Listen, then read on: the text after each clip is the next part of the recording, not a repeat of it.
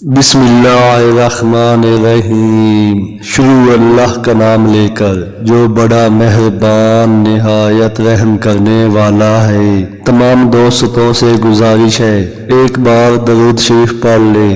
ایک بار درود شریف پڑھنے سے مالک کائنات 10 بار رحمت فرماتا ہے۔ تمام ناظرین اور سامعین کو قصہ بشریت کی جانب سے السلام علیکم ورحمۃ اللہ وبرکاتہ۔ معزز دوستوں، آپ دیکھ رہے ہیں قصہ بشریت چینل۔ قصوں کی دنیا میں ایک اور نیا قصہ پیش خدمت ہے۔ کیا آپ جانتے ہیں ایک ایسی رات جس میں پورے سال کے مقدرات لکھے جاتے ہیں، ایک ایسی گھڑی جب اللہ تبارک و تعالی اپنے بندوں کو پکار کر بخشش کا دروازہ کھولتا ہے، ایک ایسا لمحہ جب رزق، زندگی اور موت کے فیصلے طے کیے جاتے ہیں۔ یہ وہ رات ہے جسے شب برات کہا جاتا ہے، جو اسلامی مہینے شعبان کی 15ویں شب کو آتی ہے۔ آئیے جانتے ہیں اس بابرکت رات کے فضائل اور ایک ایمان فروز واقعہ۔ نبی کریم صلی اللہ علیہ وآلہ وسلم نے فرمایا، اللہ تبارک و تعالی شعبان کی 15ویں رات کو آسمان دنیا پر نزول فرماتا ہے اور قبیلہ کلب کے بکریوں کے بالوں سے زیادہ لوگوں کی مغفرت فرماتا ہے۔ حضرت عطا بن یسار سے مروی ہے کہ شب برات میں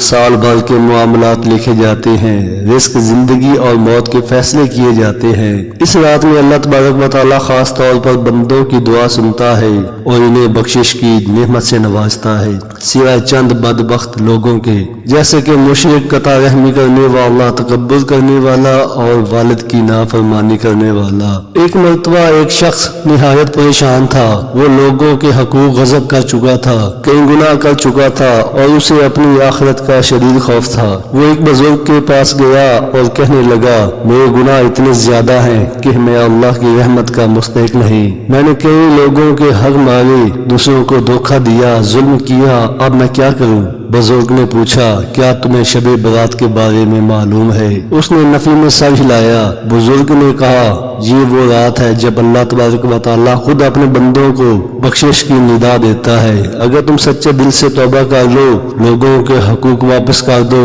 اور اللہ سے رحمت مانگو تو تمہاری مغفرت ہو سکتی ہے۔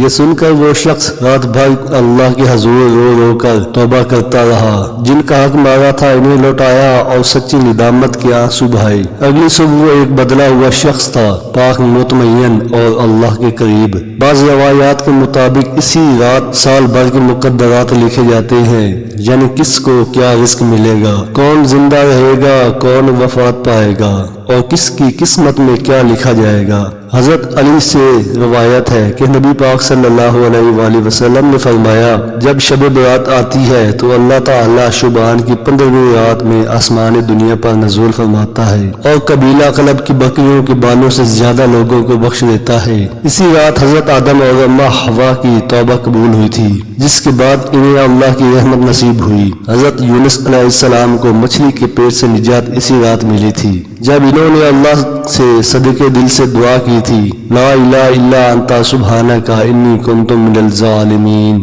بنی اسرائیل نے حضرت موسیٰ کے ذریعے اللہ تعالیٰ سے معافی مانگی اور اس رات اللہ نے انہیں معاف کر دیا۔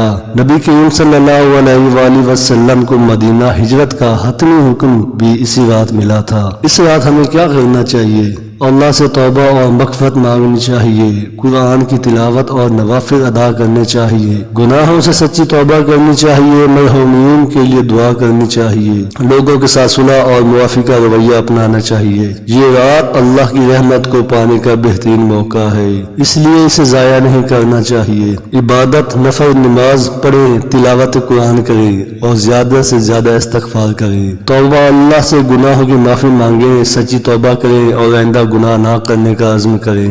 دعا اپنے لیے، اپنے والدین، مرحومین اور پوری امت مسلمہ کے لیے دعا کریں، جن سے قطع تعلق ہے ان سے معافی مانگیں اور صلح کریں۔ اس رات میں کسی غریب یا ضرورت مند کی مدد کریں تاکہ نیکیوں میں اضافہ ہو۔ تمام بھائیوں، بہنوں اور بزرگوں کو میرا آخری پیغام ہے، یہ رات بخشش کی رات ہے۔